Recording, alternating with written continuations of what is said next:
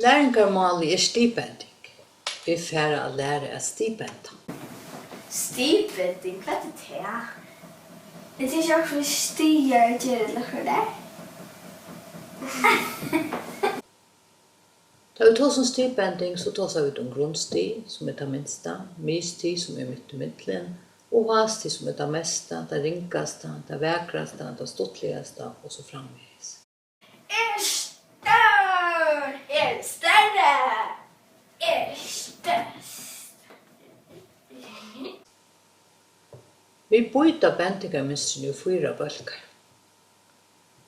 Fyrste bølkur hever en ARI-ending og misstige. Glævur, glæare, glæastur, eller ofta, oftare, oftast.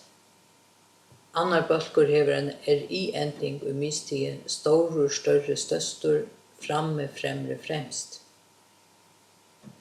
Tredje bølkur avreglelige, og det merker at året i grunnstige ikke lydest årene i misstige og hastige.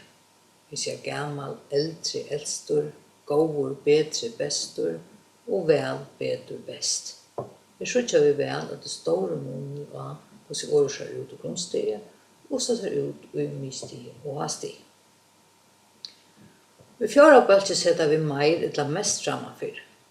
Spennande, mer spennande og mest spennande. Begge lysingar og tjaur bendas i stilen. Det som kjenner hesa vår åraflokkar at lysingar og sier okkur som en navnor. En fytter hundur, en fytt kjetta, eller en fytt fil. Tjaur sier okkur som en saknor. Hon gongur skjøtt, eller han skriva vekost. Lysingar fylgjer alltid kinen at hun navnåren som de sier okkur om, og de vera bent i fødlun. Her får vi hitje et hos vi begge bent i kvarfallet og i stigen. Her en glævur dronkur, her en glæare dronkur, og her glæaste dronkur. Takk av samme døme i kvarfallet, så sier vi at jeg så en glæan dronk, jeg så en glæara dronken, men du såst den glæaste dronken. I hverju fallet sier vi at jeg møtte en glævun dronke, men jeg møtte en glæare dronke i djar, men Johanne møtte en av de glæaste dronken i nærkant vi har sett. Ikke vet et samme døme i kvenkene, så sier vi at her en glædjenta, her en glæare jenta, og her den glæaste jenta. Og i kvarskene her et glatt badn, her et glæare badn, og her det glæaste badn. Av til at tjaur knyta seg at saknåren vil at de ikke avvirka av noen kine, og tog hans helt i fødlun.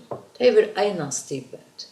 Til dømes hun tog seg kjøtt, han tog seg kjøtare, men maskinan tog seg kjøtast.